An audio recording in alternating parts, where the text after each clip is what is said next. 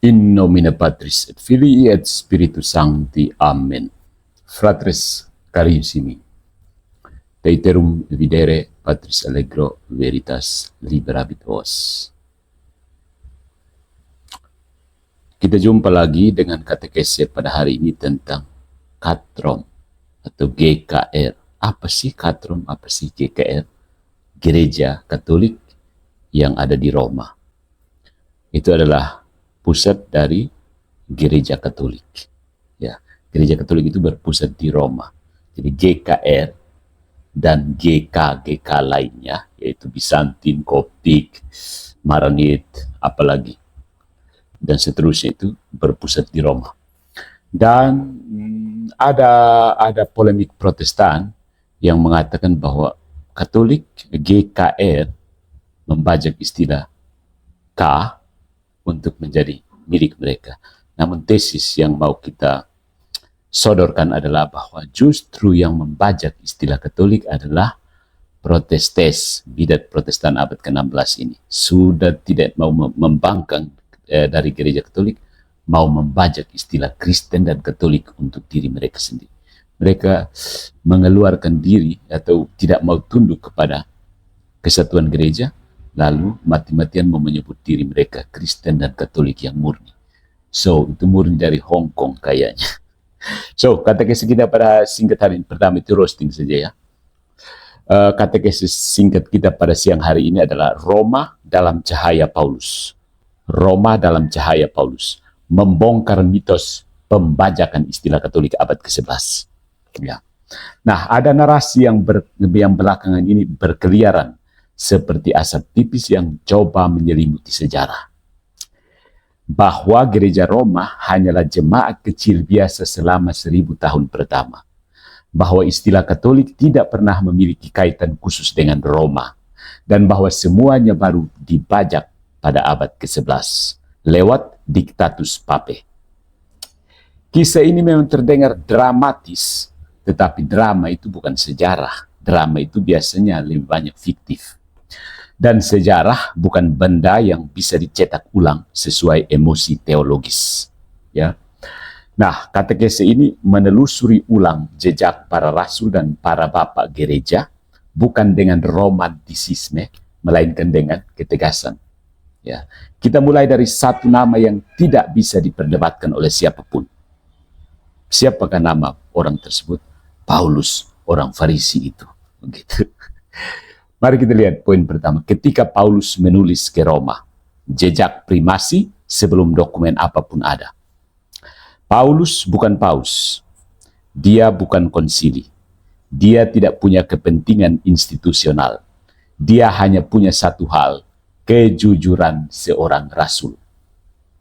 Dan kepada gereja mana ia menulis surat terpanjang, terdalam, dan paling matang? Tebak. Bukan Korintus, tempat tinggal lamanya.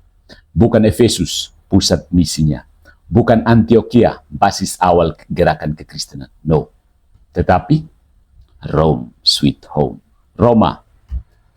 Kenapa? Apa saja kutipan dari Santo Paulus. Imanmu diberitakan di seluruh dunia. Roma bab 1 ayat 8 adalah deklarasi yang tidak pernah diberikan kepada jemaat lain. Apalagi kami jemaat di Sapa Barat. Tidak. Imanmu diberitakan di seluruh dunia. Ini bukan pujian sopan santun. Ini pengakuan bahwa Roma sudah menjadi gereja acuan dalam kekristenan abad pertama. Tidak ada teori abad ke-11 yang dapat menghapus kenyataan realitas sekasar ini, sekeras ini. Ya. Yang kedua, Roma sebagai poros misioner. Paulus merencanakan perjalanan besarnya dari Yerusalem menuju Roma, menuju Spanyol. Roma bab 15 ayat 23 sampai 29. Roma bukan titik singgah. Roma adalah pangkalan apostolik menuju dunia barat. Saat itu ujung dunia itu Spanyol. Ya, ujungnya. Pergilah ke ujung dunia di Spanyol. Itu bukan status administratif. Itu strategi misi global. Roma sudah memainkan peran universal jauh sebelum ada istilah Vatikan. apalagi diktatus pape. Ya, keren kan? Yang kedua, itu masih ada beberapa kualifikasi dari Santo Paulus kepada jemaat di Roma. Ya, termasuk segala setan akan tunduk di bawah kakimu.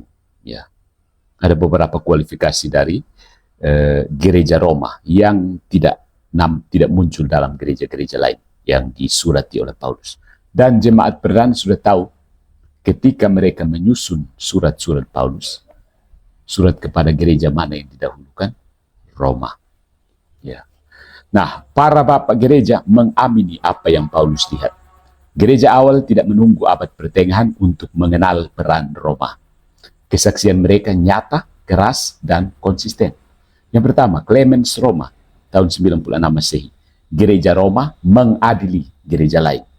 Ya. Ketika jemaat Korintus kacau, siapa yang turun tangan? Bukan Yohanes masih hidup.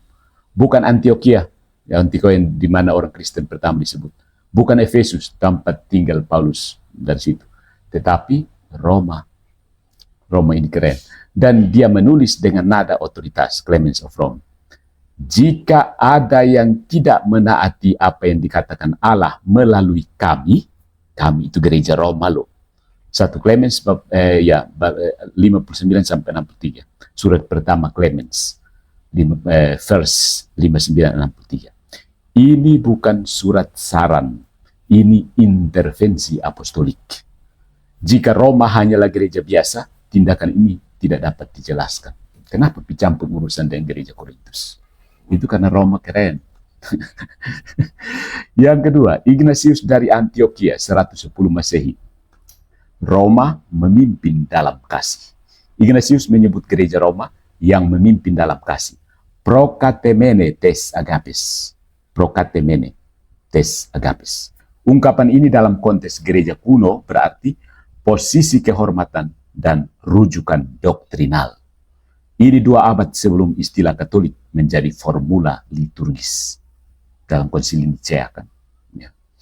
Yang ketiga, Irenaeus tahun 180 Masehi. Semua gereja harus sepakat dengan Roma, kalau tidak anathema sit.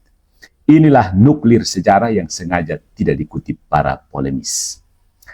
Kepada gereja ini, Roma, haruslah setiap gereja bersepakat karena asal usulnya yang lebih utama. Adversus Heresis, chapter 3, bagian 3 ayat 2. Ya. Ini bukan interpretasi Katolik, bukan propaganda abad pertengahan. Ini tulisan seorang bapak gereja yang berdebat melawan bidat pada abad ke-2. Roma adalah standar ortodoksi sejak saat itu. Bagaimana mungkin diktatus Pape 1075 dianggap sebagai tanggal lahir primasi kalau dokumen abad kedua sudah mengatakannya? Ya. Yang keempat ada Cyprianus tahun 251 Masehi. Roma adalah tahta Petrus. Cyprianus menyebut Roma sebagai tahta Petrus, sumber kesatuan gereja. Bahkan dalam perselisihan besar tentang baptisan bidat, Cyprianus tidak pernah menggugat posisi unik Roma. Ini 3 abad sebelum Nicea, 8 abad sebelum skisma Timur Barat. Ya. Terus apa peran kata Katolik di sini? Argumen yang populer mengatakan seperti ini. Istilah Katolik hanya berarti universal. Roma membajak kata itu belakangan. Benar setengah. Dan setengah kebenaran sering menjadi pisau kecil yang menyayat integritas sejarah. Ya, istilah Katolik ke Eklesia pada awalnya berarti universal. Tapi sejak abad kedua, istilah itu menjadi tanda gereja yang benar, satu dan apostolik, berbeda dari kelompok bidat. Ya. Perhatikan Kiril dari Yerusalem pada abad keempat. Jika engkau ke kota lain, jangan tanya di mana gereja, tetapi di mana gereja Katolik. Di sini kata Katolik bukan konsep netral. Ini nama khas, identitas komunitas apostolik yang sah. Dan komunitas itu bersekutu dengan Roma sebagai pusatnya. Dengan kata lain, in other words, perkembangan makna terjadi secara organik seperti bibit yang tumbuh menjadi pohon. Para bapak gereja tidak pernah memisahkan Katolik dari jaringan kesatuan yang berporos di Roma. Kemudian, mengapa Dictatus Papae tidak bisa menjadi tanggal lahir pembajakan seperti kata para polemikus di luar? Dictatus Papae tahun 1075 bukanlah deklarasi dogmatis, penciptaan primasi, pengambil alihan istilah Katolik. No. Dia hanyalah penyusunan hukum yang merapikan apa yang sudah menjadi praktik dan keyakinan selama 1000 tahun. Ini ada apa ini? Ribut sekali orang mati. Pasti orang Protestan yang mati. Sakit, mau pergi kolam Siloam. Mau selam di kolam Siloam supaya sembuh. Kan banyak mujizat kan. Jadi, Dictatus Papae itu apa? Penyusunan hukum yang merapikan apa yang sudah menjadi praktik dan keyakinan selama 1000 tahun. Ya. Seperti ejaan yang disempurnakan, EYD 1972 bagi bahasa Indonesia, itu penertiban, bukan penciptaan. EYD itu bukan tanggal lahir diciptakannya bahasa Indonesia, bukan. Paham analogi ini? Dictatus Papae dengan Gereja Katolik Roma itu seperti EYD 972 dengan bahasa Indonesia. Justru kalau primasi Roma baru dibuat abad ke-11, maka tidak dapat dijelaskan satu Clemens yang mengadili Korintus pada tahun 96, Ignatius yang mengakui kepemimpinan Roma pada 110 Masehi, Irenaeus yang mewajibkan keselarasan dengan Roma pada 180 Masehi, Sardika yang memberi hak banding ke Roma tahun 343 Masehi, dan Agustinus yang berkata, Roma locuta causa finita. Roma telah berbicara, perkara selesai, 430 Masehi. Tidak ada fenomena sejarah yang dapat dihapus begitu saja karena teori polemis menghendaki demikian. Jadi saudara-saudariku, sejarah itu pohon ya, bukan benda mati. Kekristenan tidak membeku di tahun 110. Dia tumbuh dan perkembangan itu bukan korupsi. Perkembangan adalah keunggulan organisme hidup. The living organism. Tetapi inti perannya, Roma memang tidak selalu memiliki bentuk primasi yang sama, tapi inti perannya terlihat sejak perjanjian baru. Dari Paulus sendiri, bro dong. Jadi Roma adalah sebuah gereja yang imannya tersiar ke seluruh dunia, yang menjadi pangkalan misi apostolik, yang menerima surat teologi terbesar dari Paulus, yang dianggap referensi kesatuan sejak abad pertama. Roma bukan pencuri istilah Katolik. Roma adalah tempat istilah itu menemukan pusat gravitasnya. Tium, tium, tium, tium, trak, Roma. Jadi saudara-saudara, mari kita kembalikan sejarah ke posisinya yang default. Sejarah bukan barang yang disusun ulang supaya cocok dengan agenda anti-Katolik. Sejarah adalah urat kayu tua yang tetap terlihat meskipun divernis berkali-kali. Mereka yang menyerang Katolik sering mencoba meratakan pohon itu menjadi tunggul kecil tanpa akar. Tetapi akar itu terlalu tua, tertanam dalam kata-kata Paulus sendiri. Roma mungkin telah berubah bentuk, tetapi bayangannya sudah menjulang sejak abad pertama. Menolak primasi Roma adalah satu hal, menulis ulang sejarah ada hal lainnya. Yang pertama itu perbedaan teologis, menolak primasi Roma. Dan yang kedua adalah permainan imajinasi, menulis ulang sejarah. Dan permainan itu tidak bertahan lama ketika cahaya sejarah dinyalakan.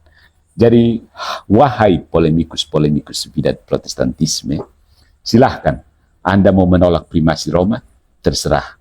Tapi jangan coba-coba menulis ulang sejarah, karena itu mempermalukan diri Anda sendiri. Nah, terakhir jawaban tegasnya. Siapa sebenarnya yang membajak dan menciptakan istilah Gereja Katolik Roma? Jawabannya memang memalukan. Protestan sendiri dari kalangan Anglikan. Ketika Henry mau kawin lagi dan Paus tidak setuju, dia bilang kita sekarang menjadi Gereja Katolik dan bukan tidak bergabung dengan Gereja Katolik Roma. Romanis, papis, segalanya itu mula-mula diciptakan oleh Protestan sendiri untuk menginsult Gereja Katolik. Tapi karena diulang terus-terus, orang Katolik bilang, ya, katro, GKR, papis, dan seterusnya. Yang penting kamu senang. Asal Protestan senang. Yang penting Protestan senang. Gas. Intinya, kata-kata tidak mengubah realitas. Nah, sampai sini kita singgung sedikit, yaitu tentang basis. Katolik itu berdiri di atas realitas. Protestan berdiri di atas nominalisme. Kata-kata doang. So, my friends, kalau ada yang bilang Katolik itu dibajak oleh gereja Roma, beritahu dia bilang, belajar lagi sejarah baru omong. Kalau dia masih ngotot, tinggalkan saja. Karena itu pilihan. Ya, keep calm and stay away from Protestantism.